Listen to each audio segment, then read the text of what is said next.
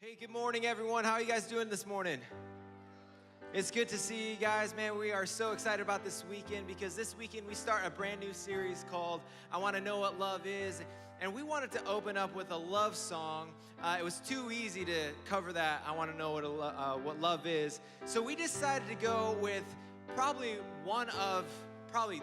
undoubtedly the greatest female vocalist of our time, Pink. We're going to go with, Hey, Paul. We're actually Sorry, not going to I'm do that. busy. Oh, We were what? talking and we just decided to change it up. We're going to do something a little different. We. Who's we? We. Oh, we. Yeah. Awesome. Yeah, Paul. It's Not all right. you. You'll pick it up. We. Okay. But you'll get the hang of it. You'll be good. Next Don't time, worry. a little heads up. A little heads up would be nice because this is awkward now. But why don't you guys go for it, you know? By all means. I'll just try to figure out what you're doing. My love is brilliant. My love is pure. I saw an angel, of that I'm sure. I won't hesitate no more, no more. It cannot be. I'm yours. If I could, then I would. I'd go wherever you will go. Can you feel the love tonight? And she will be loved. She will be loved. Standing by and waiting at your back door all this time. How could All right, I you got this not one. know? It's like, baby, baby, baby, oh, it's like, baby, baby, baby, oh. Once upon a time I was falling in love. Now I'm only falling apart. When a man loves a woman. Wherever you are, say my name when no one is around you. Say, baby, I love you. double time. You're the meaning in my life. You're the inspiration. You bring meaning to my life. You're the inspiration. Everyone knows I'm in over my head, over my And I can't fight head. this feeling anymore. I've forgotten what I started fighting for. Oh, take on me. No woman, no cry. Take me on. No woman, no cry. I'll be gone in a day or two. Every rose has its thorns. It's gonna take a lot to drag me away. Just like every from cowboy you. has a sad, There's nothing sad that a song. 100 men or It's too more could late to ever do. apologize. It's too late. Do-ba, ba-ba, do-wa, do-ya, ba, do-ba, ba-ba, do. If I were a How boy, deep is your love? I think How I would deep is your love? I understand. wanna hold your hand. All my single ladies, All my single ladies, all my single ladies, all my single ladies, all my single ladies. all my single ladies, Now put your hands up. Any way you want it, that's the way you need it. Any way you want it. Uptown girl, she's been living in her white bread world. Arms to cling to. I would walk 500 miles and I would walk 500 more.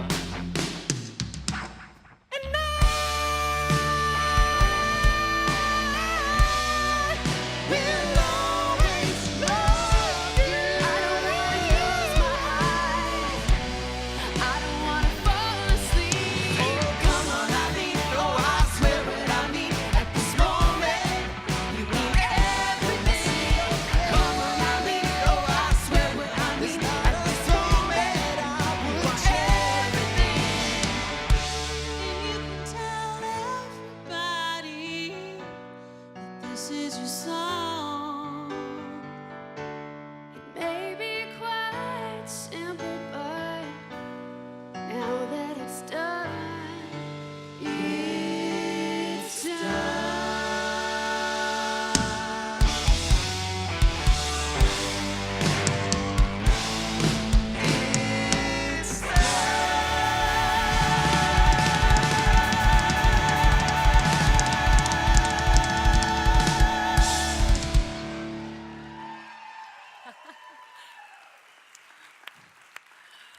Oh my gosh, how fun is that? How many of you guys feel like we just need to drop everything right now and go roller skating? Does that sound like fun? A little Skateland on our Sunday morning. That would be awesome, right? Hey, I'm Rachel. Thanks for spending your Sunday here with us. Listen, if you are new here with us, we just want you to know that Mission is a place where everyone can belong, and that means you. So we're thrilled that you are here with us today. We'd love to meet you. And if you want to just head out those doors after service today for us to connect with you, answer any questions that you have, and just to say hi, we would love that. Now, I do have a couple of announcements for you guys today. By a show of hands, who is a parent still raising children in the room today? Lots of us, right? Yes, me too.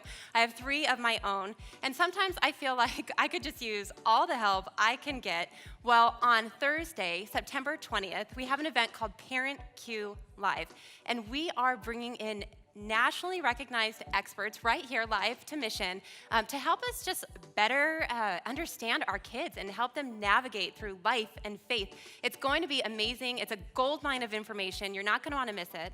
So head over to missionaz.org and get signed up for that. And while you're there, check out the legit lineup of short-term groups and care groups that we are offering this fall at Mission. There's so many. We have an intentional parenting group.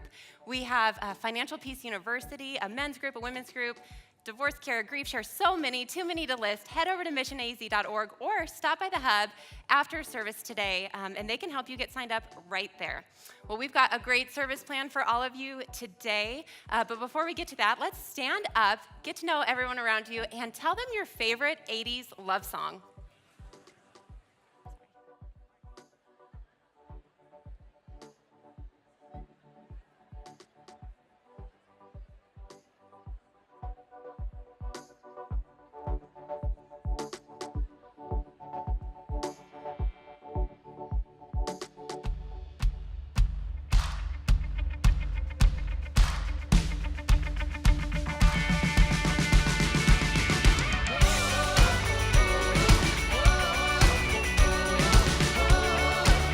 All right, y'all, let's sing some real love songs now. Come on.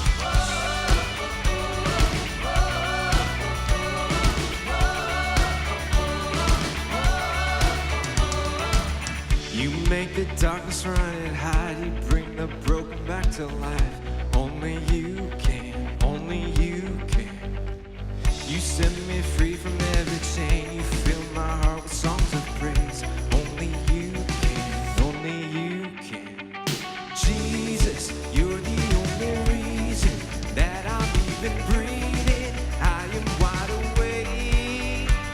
My heart beats only for your glory. My hands reach up for you to hold. My soul sings, Father, you are holy. My feet dance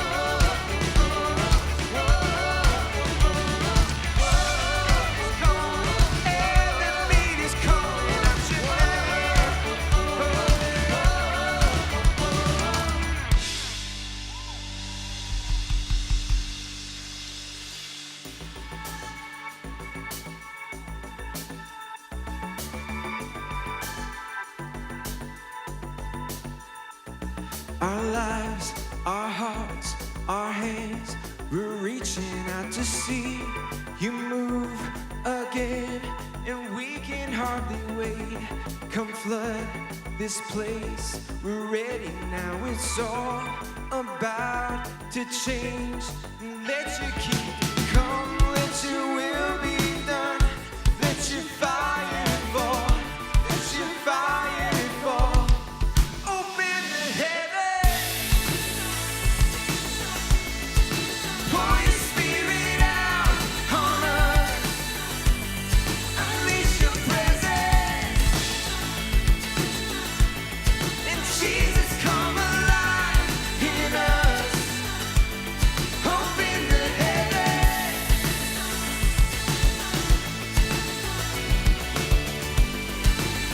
This time, right here. This time, this place is yours. Unlock the gates and open up the doors, and let your kingdom come. Let your will be done. Let your fire fall. Let your fire fall. Open the heavens and pour your spirit out on us. Unleash your presence, and Jesus come alive in us. Open the heavens. Oh.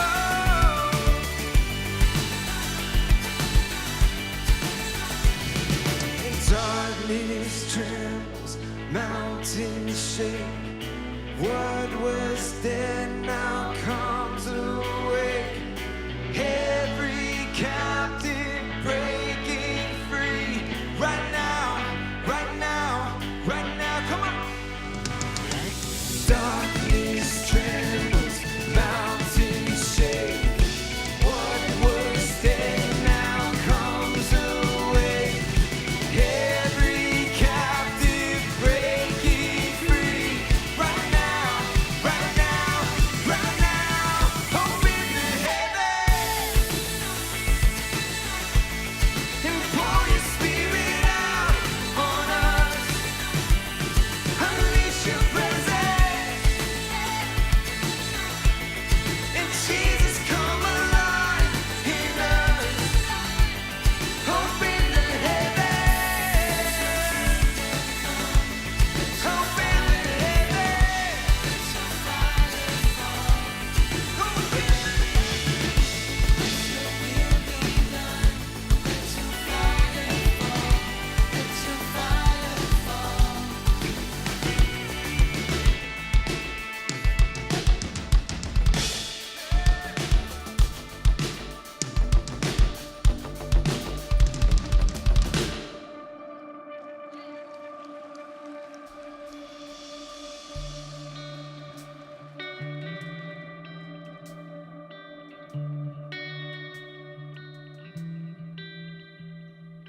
I've heard 1,000 stories of what they think you're like, but I've heard a tender whisper of love in the dead of night, and you tell me that you're pleased and that I'm never alone. You're a good, good father. It's who you are. It's who you are. It's who you are. And I'm loved by you. It's who I am. It's who I am. It's who I am.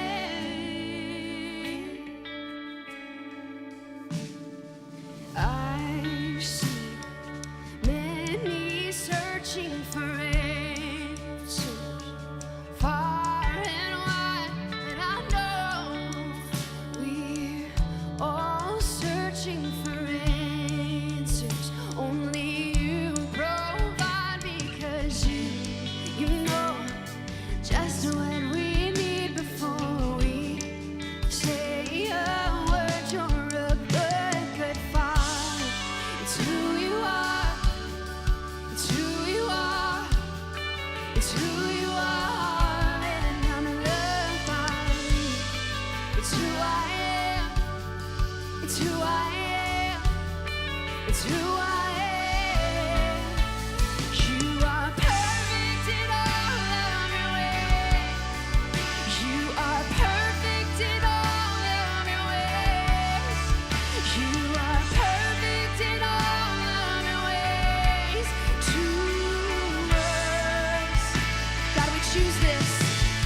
that you are perfect in all of your ways. You are perfect in all of your ways. You are perfect in all of your ways to us. Love so undeniable, I can hardly speak. Peace so unexplainable, I can hardly think as you call me. Deeper still as you call me. Deeper still as you call me. Deeper still into love. Love, love, you're a good, good Father. It's who you are. It's who you are. It's who you are. And I'm loved by you. It's who I am. It's who I am. It's who I am. You're a good, good Father. It's who you are. Oh, it's who you are. It's who you are. And I'm loved by you. It's who I am. It's who I am. It's who I am. You're a good, good Father.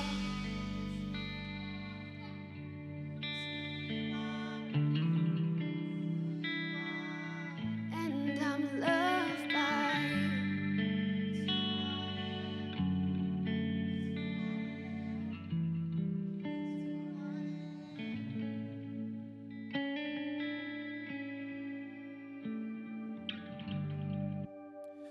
I love that we have a Father in heaven who loves us so much that he looks out for us, that he knows our every care, our every need.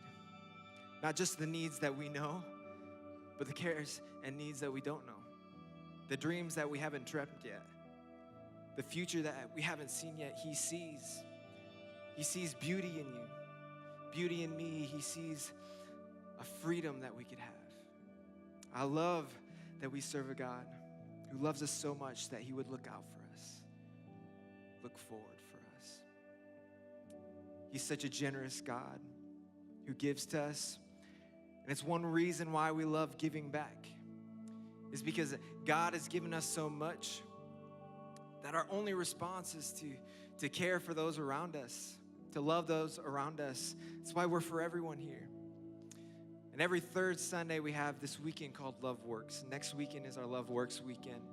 And Open Arms, one of our partners, is asking something of us. And so I'm going to ask it of you guys and myself that next weekend they just need some simple things like toiletries and diapers. There are people in our midst and in our community that don't have access, don't have the resources to buy these simple things. And so us as a community, you've proved it over and over again that you are willing to step up. And so next weekend, I'm asking that we would step up again. I would come, bring these things that they need so badly, and see what God can do through our giving. It's been so great to worship with y'all. Y'all can have a seat. And at this time, we're going to give back. Give back to a God who gives to us so generously. And so I'm going to invite our volunteers as we take up and receive our tithes and offerings.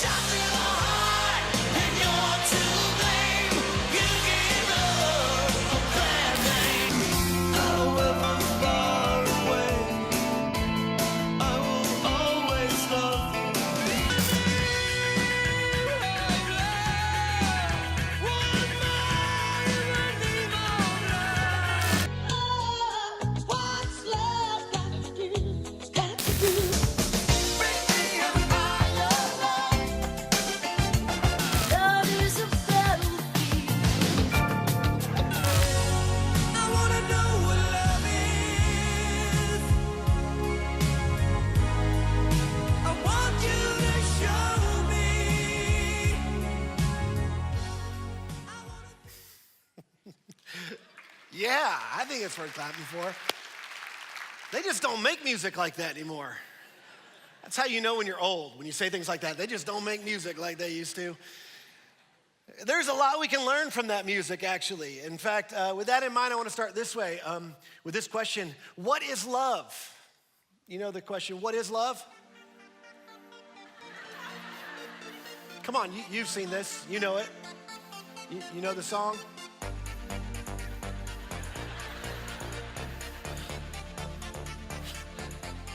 There's more, though. Baby, don't hurt me. Pay attention. Don't hurt me. No more. This is good relational advice. Baby, don't hurt me. Don't hurt me.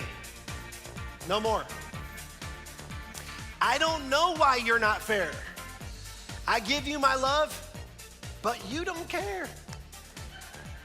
So what is right? What is wrong? Give me a sign. Or maybe this is your question. By that way, that's Hathaway, the great poet, just so you know. Here's another question. Is this the love that I'm feeling? Maybe this is more your speed. Is this the love that I've been searching for? Is this love or am I dreaming? This must be love, because it's really got a hold on me. A hold on me. If you're brand new and somebody brought you to church, you're like, what in the world have I come to?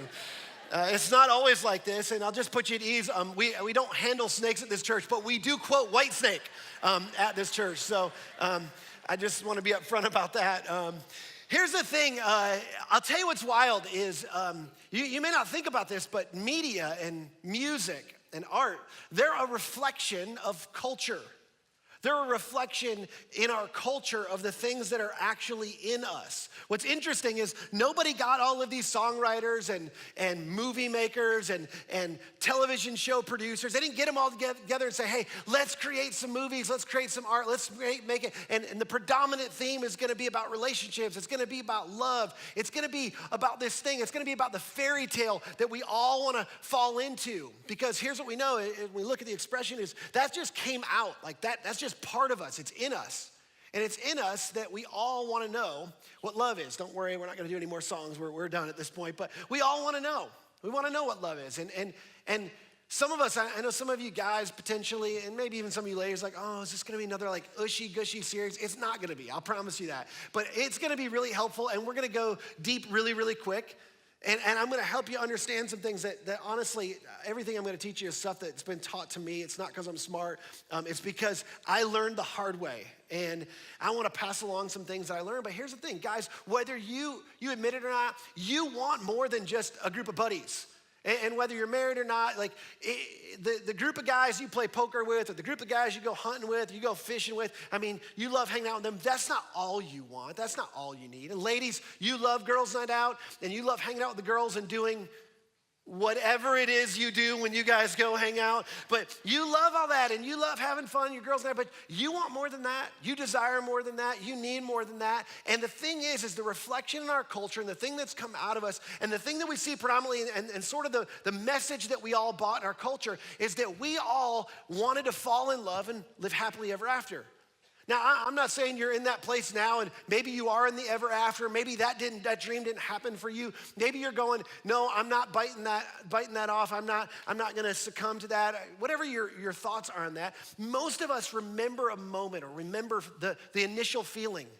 And most of us remember back to physiological things that were changing on the inside of us, and it made us want to fall in love with somebody, and maybe spend our life or share our life with somebody forever. And this idea comes with lots of questions, doesn't it? Like, I'll just say real practically, like in our culture, we've spent an inordinate amount of time, science, through writers, relationship coaches, we've tried to figure out how is it that people actually fall in love?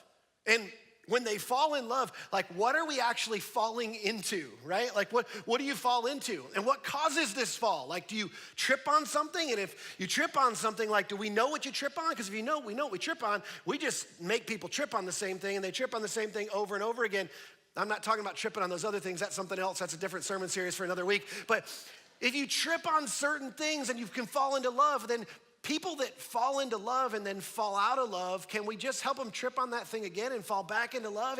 And here's the thing, we've been studying this, we were trying to figure this out, and some of us have even asked the question like, I'm sort of done with all that. I don't want to try and fall in love. Can I be happy? Can I be happy even if I don't fall into love? And those are questions we're going to address all of those questions and more in this series. But I want to start at a place that'll get us all on the same page. It's something that we all agree on in relationships, and if you don't agree, you can coach the rest of us. But here's the thing, here's what we all agree on in relationships. We all agree that relationships are complicated, aren't they? It's complicated. In fact, you've heard somebody describe their relationship this way. You said to them, hey, I didn't see, I know you and what's her name been dating for a while, and I haven't seen you with you and what's her name very, very much lately. Like, what's going on? And, well, it's complicated. Hey, what happened? I knew you and your wife were having some challenges, and I heard you moved out, and I just want to check up on you. Like, what's going on? Like, what's happening? It's complicated. We know it's complicated. And here's the interesting thing is, there's a reason we all want to know what love is. There's a reason some of us want to quit and give up on it, and we want to resist it, and we don't want to go back. And there's a reason it's complicated. And amazingly, the scriptures can help us understand a lot of this. And this is one of the things we don't look to very often. And if you're new to church or you're new to the Bible, here's the thing. I hope you understand today, I hope you see today that the scripture, the Bible, has so much to say on this. And this is why this is important, is because we didn't get any coaching on this. It's complicated. There's a reason it's complicated. There's a reason we all desire this, but there's also a reason why the divorce rate continues to go up and up and up in our culture. There's a reason the methods that we're using to be successful in relationships don't work. It's the reason more and more and more of our relationships fail. It's not just because it's complicated, it's because there's reasoning behind why it's complicated, and we haven't looked to our original design. We actually don't have any good places where we're learning information about this. You don't learn about this in school, you didn't learn about this in college, and neither did I. And some of us have begun to learn some of this the hard way, and I want to pass on this to you. We're going to start in an interesting place, though. If you have a Bible, I'd love for you to turn to the book of Matthew. Matthew was a letter that was written about the life of Jesus. And in Matthew 19, this is going to be a little bit odd, but Jesus is responding to a conversation, really a debate about divorce. Now, if you're here today and you've been divorced, or you're in the middle of a divorce, or you're considering divorce, here's the thing. I'm not going to beat you up today on that. Like, this isn't what this is. I'm not going to try and guilt or shame anybody. But here's the thing. Jesus had some very specific things to say about that. And I don't want you to tune me out because I'm talking about divorce, but listen to what Jesus said. There are some teachers of the law trying to trap him and said, hey, listen, Moses, you know Moses. Moses was like, he's the patriarch of our faith. You're going to speak in Moses, are you? Because Moses said it was okay to divorce. Moses, and they quoted the law. Here's the law that Moses said permitted divorce. And Jesus, sort of before he responds, I imagine he's thinking through, okay, this is all the wrong question. They're asking all the wrong question. But Jesus also knew something, that original law that Moses had created that permitted divorce was created because it was complicated. Relationships were hard. And people weren't dealing with things the right way, and there's all different reasons people wanted to give up or they wanted to quit on relationships. And so Moses made a law to make that happen, but that law had sort of divulged into something horrible. As a matter of fact, in their culture in that day, this law had evolved into something where it was really abusive. Men were using this law to sort of put away their wives and control their wives in any and every way. And it was sort of this no-fault divorce that none of us would stand for in our culture, really any first world country in our world today. And so Jesus, responding to all this, with all this as a backdrop, Jesus responds, and I love the first thing he says, because this is what Jesus all did. He starts and he says, haven't you read? He replied.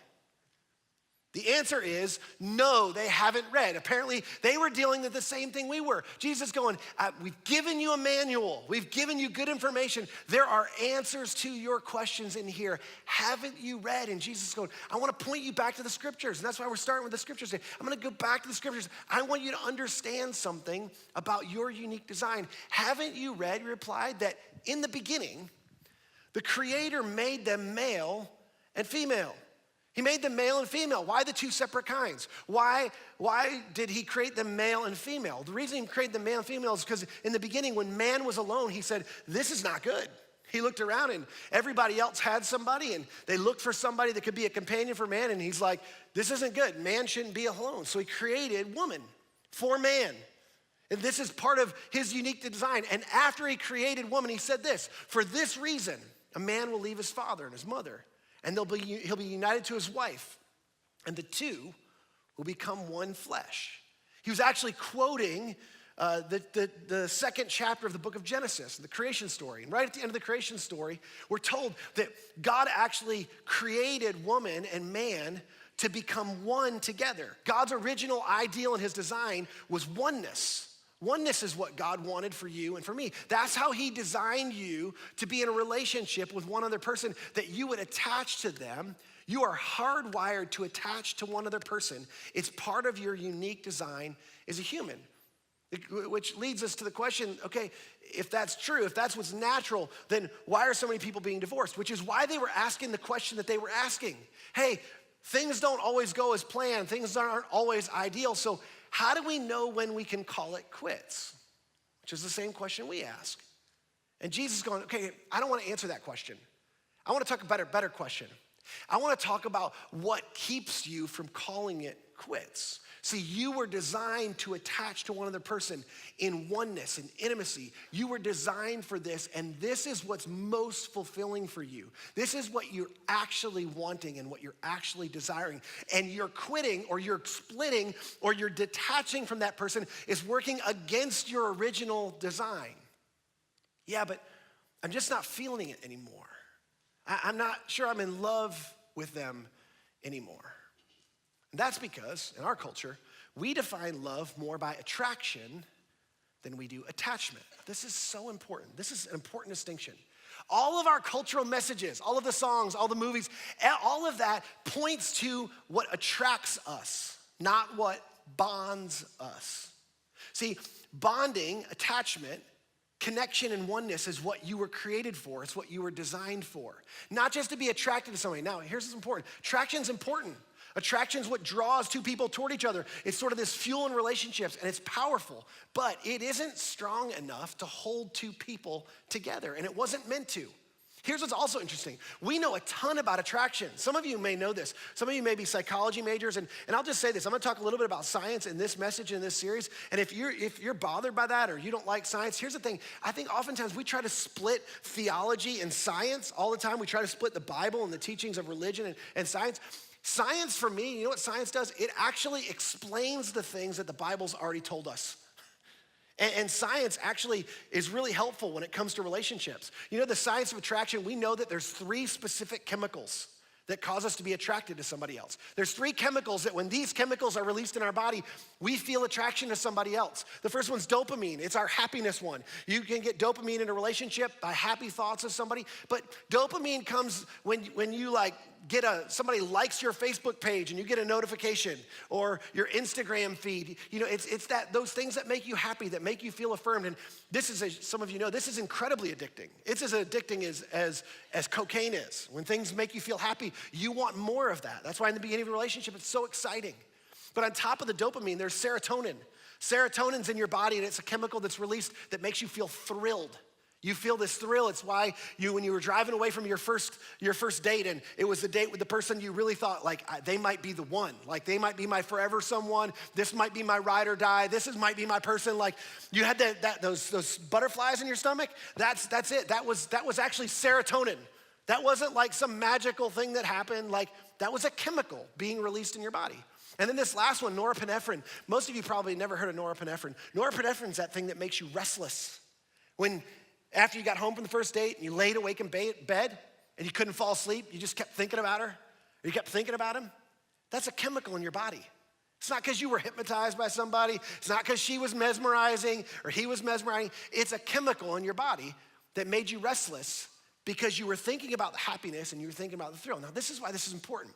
Because when people come to the place where they're asking the question, I think I might want to quit, or when do I know when I can quit, or how do I know I should quit? And I'll just say this, we're going to get to some later, more complicated things that are things you should quit. But Most of us are asking this question in a relationship, and the reason is, and the primary reason when people are splitting up, this is not only in thousands of hours of personal counseling, but by research. The thing that people cite the most is, I'm just not in love with them anymore. And we've been taught that love is more about attraction than attachment. So what we actually mean is, I'm just not feeling it. I'm not feeling it. And the reason you're not feeling it is because the longer you're in a relationship, the truth is the attraction you were meant to experience, these hormones, they were never meant to be the thing that bonded your relationship or held your relationship together. They were a fuel for your relationship, not a bonding agent. They were never meant to hold your relationship together. And of course you're not feeling it, because the thing is certain things happen in your relationship and you start to experience some things that weren't as great. They weren't as happy, and they were just normal life things. But you no longer associated 100% of your memories and your feelings of this person that you've become close with or you're spending your life with as happiness. So the dopamine's not always flowing. And the truth is, it's not always thrilling. In the beginning, it was thrilling because you're experiencing new things, and you're for the first time, you're starting your family, you're going on an adventure, you're starting your career, and you're feeling all this thrill. But that's sort of gone. You've experienced a lot of those things already. And so the dopamine's not flowing. The serotonin levels aren't right. The problem is the norepinephrine's still there. And you feel restless. And your mind keeps spinning. And it keeps you up thinking about, what am I doing? And why am I doing this? See, it's because we put our hope in something that was never meant to lead us to what we were designed to experience in the oneness. See, intimacy is achieved through access, not attraction. Think about this. Intimacy is achieved through access. When we give somebody more and more access to our lives, we have a more intimate relationship. And the more access you experience, the more intimate a relationship is. And ultimately, what you were intended to experience with one other person was full access. To get an all-access pass to the life of somebody else, that's what creates oneness. All access physically, emotionally, spiritually, socially, financially. You want to take your relationship to the next level? Give her access to your bank account, okay? I remember when my wife and I first did this. I mean, that creates a new intimacy in relationships. And when you gain greater and greater access, what happens is this greater and greater access actually leads towards intimacy. But there's barriers to that access. But what's interesting is Jesus quotes these verses from the Genesis account in Genesis 2. And he says, this is why a man should leave his father and mother, and he should completely detach from them and fully attach to one other person, to his wife, and the two should become one flesh. And in the Genesis account, the very next verse, do you know what it says? It says, after Adam was instructed to do that, it says that Adam and his wife were naked and they felt no shame. Now, this is gonna take some of your minds in all sorts of different directions. Let's be adults and just stay with me just for a second. But they were naked and they felt no shame. Think about this from a metaphor for a second. This is a picture of true and perfect love. This says, I feel no need to hide, and yet I'm not afraid you won't want to be close to me. I feel no need to cover up. I feel no need to keep anything from you, and I'm not afraid you won't want to be near me. But something changed in their relationship after this. Sin entered the world. They were disobedient to God, and when they experienced sin caused a new pattern in their relationship. It changed the nature of the relationship. Does anybody know the very first thing that Adam and Eve did after they experienced sin? Yeah. They covered up and they hid. And we've been doing it ever since.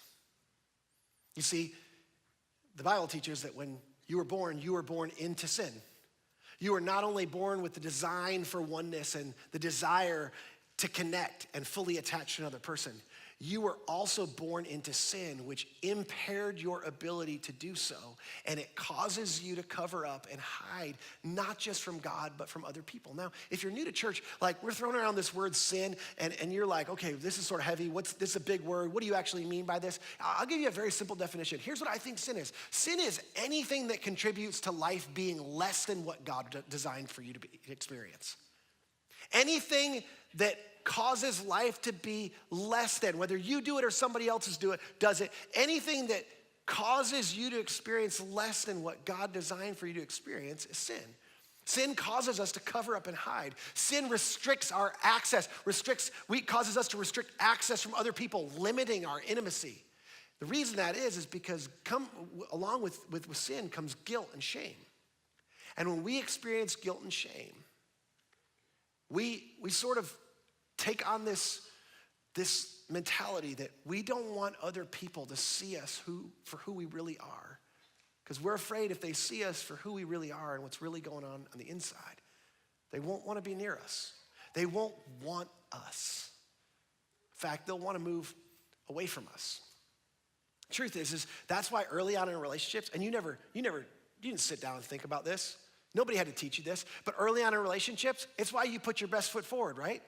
You're not just trying to attract somebody else. You were trying to attract somebody else, and you knew, even though you didn't know anything about serotonin or dopamine or norepinephrine, you didn't know anything about any of that, you wanted to put your best foot forward because you know if they see the bad stuff, there's no dopamine flowing, right? Like there's no happiness, the serotonin levels aren't right, there's no thrill going on. Like you know, I gotta put my best foot forward in order for that to happen. In fact, my wife and I told her I was gonna talk about our relationship today, but I forgot to tell her I was gonna tell this story, which is a fail, by the way. I apologize, babe. But on our first date, we went on a date, and I sort of backed into this. I wanted to spend some time with her, and so she had been really busy, and I said, hey, let me help you with this project you're working on. So we went, and she was doing flowers for this bridal shower. So we went, and we were doing flowers, and I spent half the day walking around a garden, cutting fresh flowers with my wife, or she wasn't my wife at the time, with some girl, and I was carrying a basket. It was very masculine. I was carrying a basket around this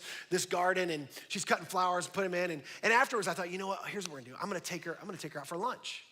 And so I said, hey, why don't we go for lunch? I know this really great place, and it was a little pricey, but it was on our way back, and I was like, hey, we should go to this place for lunch. And she's like, that'd be awesome. I've never been there before. I've heard great things about it. So we're on our way to this place for lunch, and we're almost there, and I realized, oh my gosh, I forgot my wallet in my car because we took her car. She wanted to drive because she knew the place we were going to, and so I had left my wallet and some other things in my car. I didn't have any of that stuff with me, and we just took off, and I didn't have my wallet. I'm like, oh my goodness, what am I gonna do? Like, maybe I can figure out how to call somebody and like get them to come by the time we're doing lunch and bring my wallet to me. I thought, I don't know how to get somebody in my car. Like you do crazy things to try to cover up, and you don't want people to see something. I finally was like, I can't figure this out. I'm just gonna have to come clean and just tell her, hey, look, I didn't mean for this to happen. I wasn't trying to get you to buy my lunch on our first date. Like you spring for this place that I really like to eat. Because it looks like, oh, great, you like this place to eat and I'm gonna pay for it. So she's like, oh, no big deal. Just my wallet's in the glove compartment. So I opened the glove compartment, and when I opened the glove compartment, her gun falls out in my lap. I suddenly was no longer worried about my wallet. It wasn't that big a deal anymore. So it was a beautiful thing. But here's the thing, nobody taught us. Nobody taught us to try to like not let people see things or to try to avoid those things, when you're sort of new in a relationship. And it's not all bad. The truth is there's appropriate access. Some of us have given inappropriate access too early, physically, emotionally, spiritually. We later regretted it. We actually experienced great pain because we did that. So it's not terrible, but here's what happens is the longer you're in a relationship, that greater proximity to one another, it uncovers the things that you're hiding. It uncovers the things that you didn't want them to see in the beginning. In fact, there's certain things that we're actually able to hold out on allowing to be uncovered longer than others. Like there's certain things that we're actually really good at covering up, and we hide them for a really long time. But here's what I want you to know. If you're somebody who's going through a relationship challenge, or you've had challenge or bumps, or you feel like, gosh, we're just not experiencing that real bonding and intimacy, and are you giving me full access? Do I really know everything? Am I really, involved in your life? Are you holding out on me? Before you jump to any conclusions, here's what you need to know. It's not just the sin we commit that we want to cover up and hide. It's actually deeper than that, and it's more complicated than that. We want to cover it up and hide things that have been done to us, sins that have been committed against us. Because those things significantly, in fact, more often than the things that we do, significantly limit our ability for intimacy. My wife and I, about 8 years into our marriage, we hit the low point. And when I say we hit the low point, I imagine some of you have been through some really difficult things. Some of you may just starting out, or maybe you're going, hey, we haven't really hit like two difficult things yet, but we were about 8 years in. We had two kids, two little kids, a 6-month-old and a 18-month-old, and we were hitting a major bump in our marriage, and neither one of us, truthfully, were feeling it.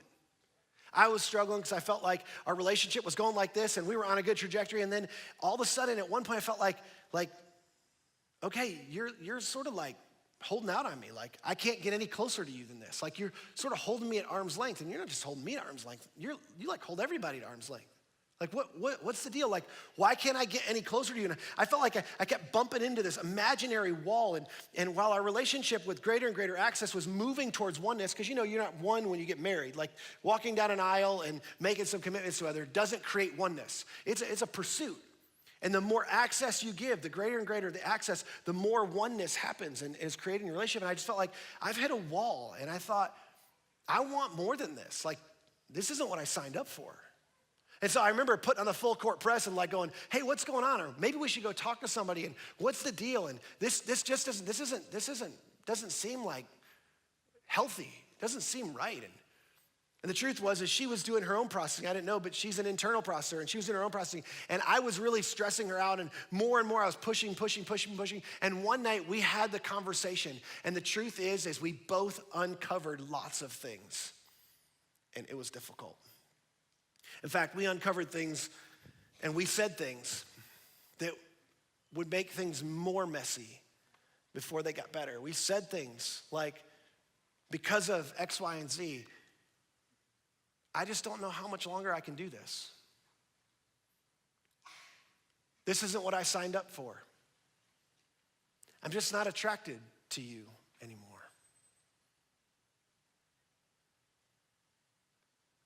And truthfully, I didn't think we were going to make it. I was a pastor of a church. I went to the people who were over me and I said, hey, this is where we are, and if this means I need to be pulled out of this, I understand. Like, if you need to remove me or move me to a different place, I get it. Like, this is tough. And the truth was, a group of people rallied around us, and they got us connected with a counselor. And this was sort of an emergency situation, so we didn't have time to wait for her to have an opening. So one day after her appointments were over, she took a phone call with us. And so the two of us got on the phone. We were at our house, and we're both on the phone, or we're on two different phones, and for 2 hours, we just tell the whole story. We unpack the whole thing. We talk about our whole conversation, the things that were said, the damage that's already been done, and the reality is we just thought we cannot find a way forward. And in some ways, we were like looking for somebody to say, yeah, you're right. This isn't recoverable. And the reality is that's not what happened. In fact, something really unexpected happened. The counselor said, okay, I need to talk to each one of you individually. And I was like, whoa, wait a minute. Like, what? This is like marriage counseling. Like, I don't think that's healthy. Like, that's not good. Like, that doesn't seem like that's a good idea. And she said, no, I need to talk to you individually. So one of you jump off the phone, and I want to talk to one of you first, and then you can hand the phone to the other one. I'll talk to the other person. And I was like, oh my goodness. So my wife went first. She went upstairs. She's on the phone. She's up there for a while. I'm sitting there thinking, what in the world are they possibly talking about? And she comes down and she hands me the phone, and I come around. What you guys talk about? And she's like, she told me not to tell you. I was like, this is not good. Like, I already don't like this counselor. And so we get on the phone, and she starts talking to me, and she tells me a whole bunch of things, and she's like, this is only for you. This isn't for you to share with your wife. She said, look, here's the deal. You guys need individual help before you're gonna work on your relationship issues. As a matter of fact, most of the things you're experiencing in a relationship are not issues. They're much deeper than that. They go back much further than that.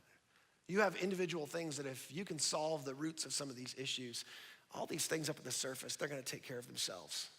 And for the first time, she was talking to us and about our relationship like nobody else had. Like, I completely understand.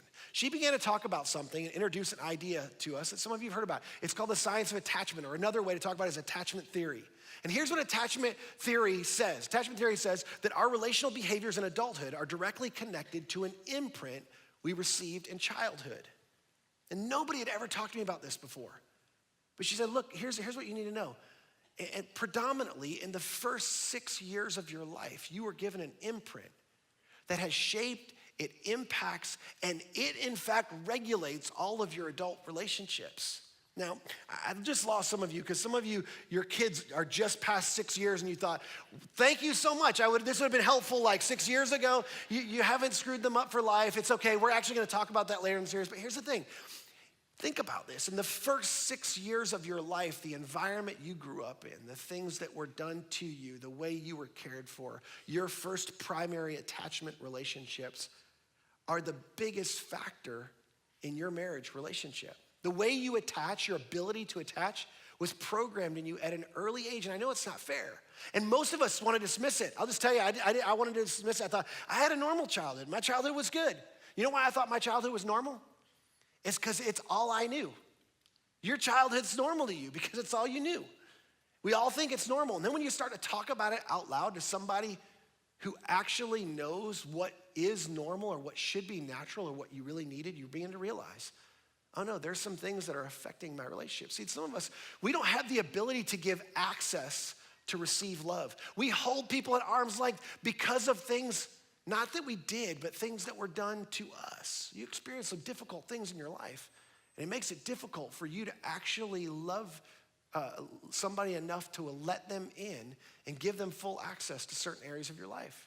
There's others of us that have a difficult time giving love when somebody gives us full access. When we receive full access, we don't have the maturity, we don't have the independence, we don't have the health within ourselves to love somebody regardless of what we see. And here's what I discovered, and what thousands of hours of counseling have taught me, and what situation after situation after situation in all the years that I've spent pastoring and leading other couples through some of this stuff, is that the root of 95% of issues, not 95% of the issues, but the root of 95% of issues is not what happened in, but was brought in to our relationships.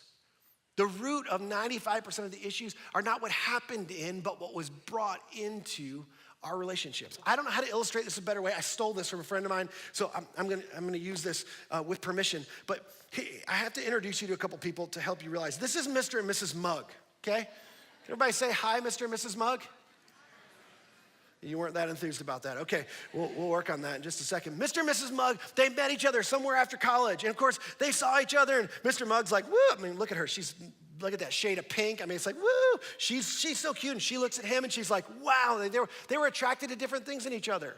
You know, and for him, it's like, she's confident. Look at her, she's confident, she's independent, and man, she's cute, she's hot. And she looks at him and she's like, whoa, he doesn't live in his parents' basement, and he doesn't play video games all the time. He actually has a job, and he gets up in the morning and he gets dressed and he goes to a job. I mean, that's amazing. And there was more than that, but the bar's low for us guys. I'm just gonna be really honest. And so, they started hanging out, they started dating, and here's the thing, just like the rest of us, they were so careful in the beginning. And it's like, we wanna be careful, we're gonna put our best foot forward, and we're gonna do all this stuff together, we're gonna experience all this, and they went lots of different places, and they experienced different things, and it was great, it was so awesome, and things were so good, they were falling in love, they decided, we're gonna live happily ever after, so they decided to get married. And they got married, and people came, they walked down the aisles, woo, and everybody threw the confetti afterwards, or the rice, or whatever you threw, or doves. I don't know what you did at your wedding, but they walked down the aisle, and then they started to go on with life. And as they went on with life, at some point, they started to experience some bumps. Not just some little ones, some like big ones. They experienced some big bumps, and like stuff came out. You know what I'm talking about? You've never experienced this. Clearly, it's just me. But they experienced some bumps, and it was like, whoa, what was that? All that stuff. And she looked at him, and she's like, whoa, I didn't know you had anger issues. And he looked at her, and he's like, you're not the person that I walked down the aisle with. And what happened to you? And where is all this stuff coming from? And they continued to talk about it, and they kept hitting bumps. And every time the same things would happen, this stuff would come out. And they didn't know what to do, and she didn't know what to do. And so what she did was she went over here to talk to her best friend. And her mom and her sister and his sister and a coworker and all sorts of other people. And he went off and he didn't talk to anybody about any of this stuff. He went where all of us guys go. He went into his nothing box. You know, this is a real place. When you ask us, hey, what are you thinking about? We say nothing. We're not thinking about something. We're thinking about nothing. It's a real place we go to avoid this right here. We don't like this either. You go over here and you talk about it. We're like, I don't want to talk about it. Like, I'm going hunting, I'm going fishing. And we go hunting and fishing with other guys who are in their nothing boxes because we all like to hang out together in our nothing box, okay? So just so you know, you don't learn anything else.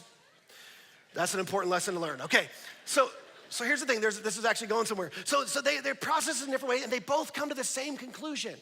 And they come back together, and they don't realize it, but they're coming back together, and Mr. Mugg is looking at Mrs. Mugg, and he's going, I know what the problem is. Every time she does X, Y, or Z, it makes me crazy. And I lose my temper. If she would stop doing that, I would stop losing my temper. And she thinks every time he loses temper, every time he explodes, it creates a mess. And if he would just learn to get his temper under control, we'd be fine. We wouldn't have these problems. So they come back together and they're gonna talk about this. They finally decided, and after many failed attempts to get him to talk about this, she finally gets him to talk about it. And you know what happens? That's what happens.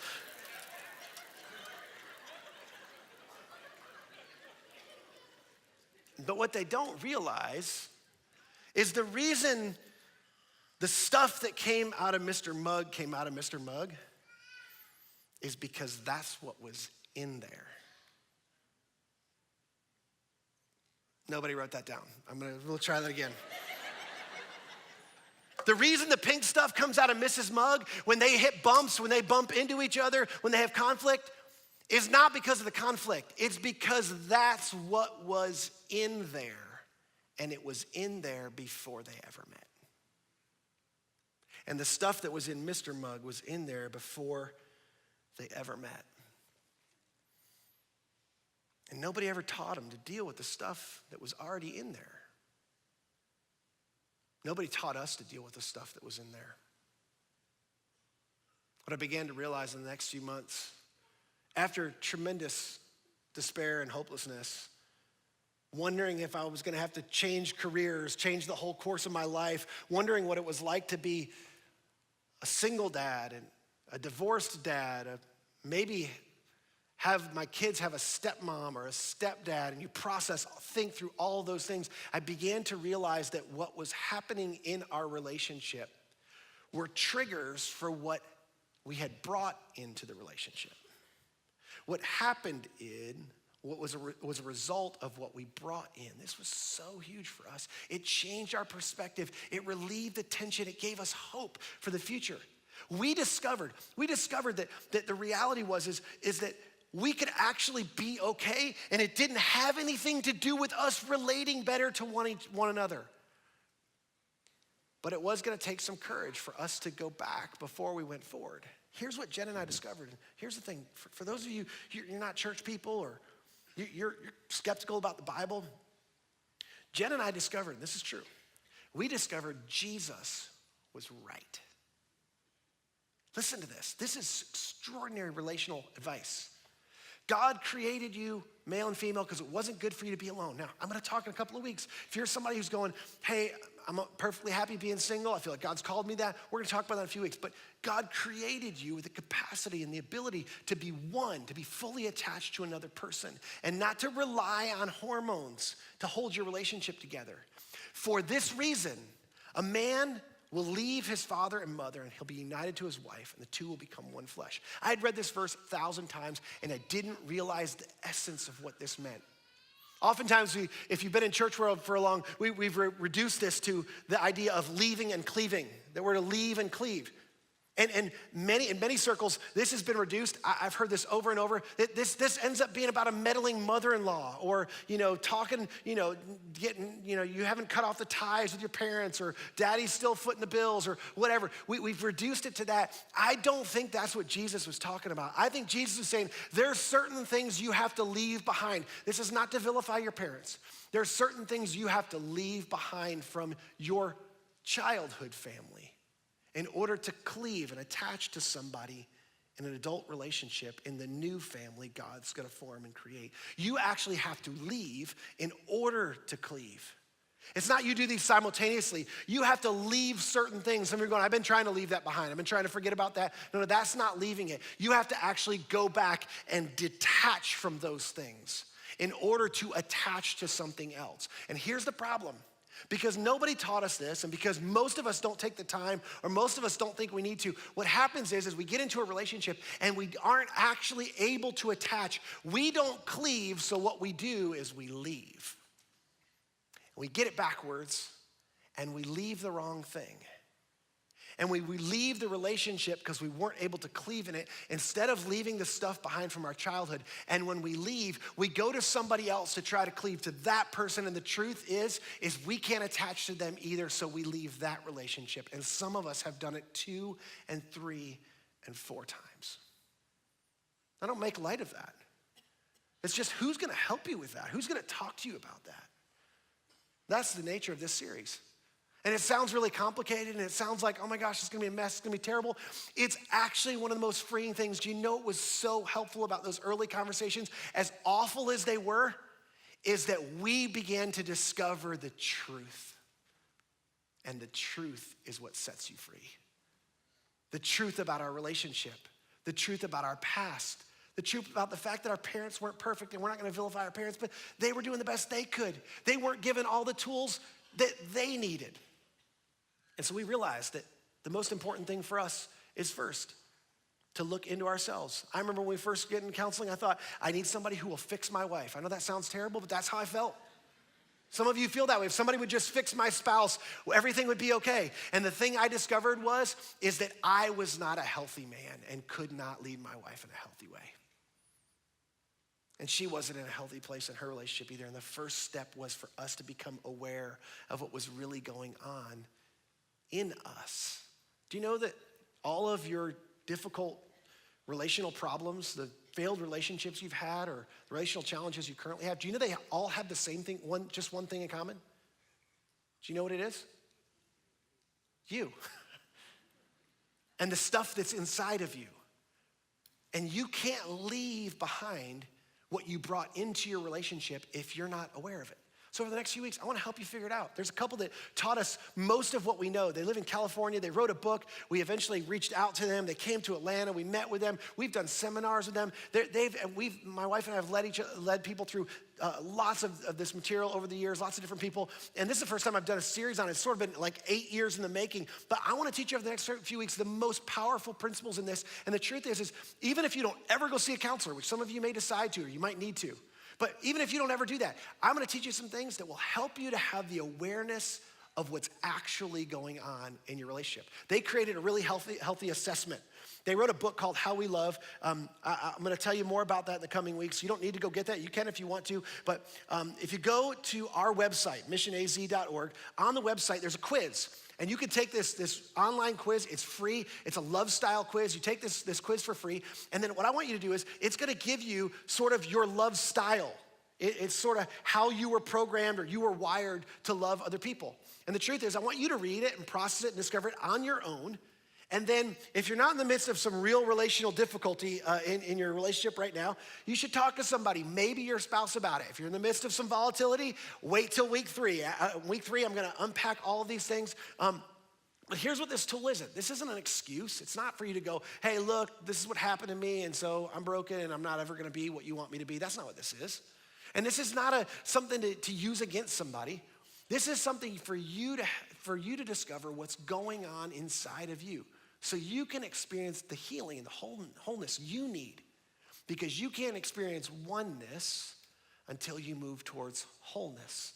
There's 5 primary love styles. I'm gonna unpack all of these in 2 weeks in our series. Next week, actually, Ted Cunningham's gonna be here, and he's gonna talk about a critical skill that you can't move forward in this process without this skill. He's gonna talk about that next week. In 2 weeks, you got 2 weeks to take this quiz. I'm gonna unpack all of these in a couple of weeks. So we're gonna laugh at all of ourselves. We're gonna understand what's going on in all of us. But here's the thing I want you to take away today. Because you're gonna go take this assessment, you go, oh, I'm great. I'm gonna go take a quiz, a love quiz, and it's gonna tell me what's wrong with me. Let me encourage you with something today. You're more broken than you think you are. You are. So am I. We all are. This is why the message of the gospel is so powerful. Do you know what the message of the gospel is? This is so powerful. The message of the gospel is you don't have to cover up and hide anymore. You have a heavenly Father. We sang about him earlier, a good Father. Here's what he says. He says, I see you just the way you are, and I still want to be close to you. And if you'll let me in, if you'll open your eyes to discover the truth, I can help you. I can heal you. And you can move forward. You can attach. You can be whole. You can be healthy. You can make it through anything. That God says to you, I love you just the way you are, but I love you way too much to allow you to stay that way. So it's gonna be a journey in this series. I'd love for you to go on this journey with us, take the quiz, share it with some friends. It'll be fun to process. You'll learn a lot about each other. In 2 weeks, we're gonna process that. Hope you'll come back next week as we continue our series. Let me pray for you before we finish today. God, thank you for truth. God, thank you for the way I feel like over and over and over, scientific development continues to help us understand more and more of what you already taught us, the truth that you've already taught us in the scriptures. I pray that you would cause us to open our eyes to your truth, to lean into your truth, and that we would discover freedom, the freedom to be and experience all that you designed us to experience in our relationships. And I pray it in Jesus' name. Amen. Amen. Thanks so much for being here with us today. We'll see you next week for part 2 of I Want to Know What Love Is.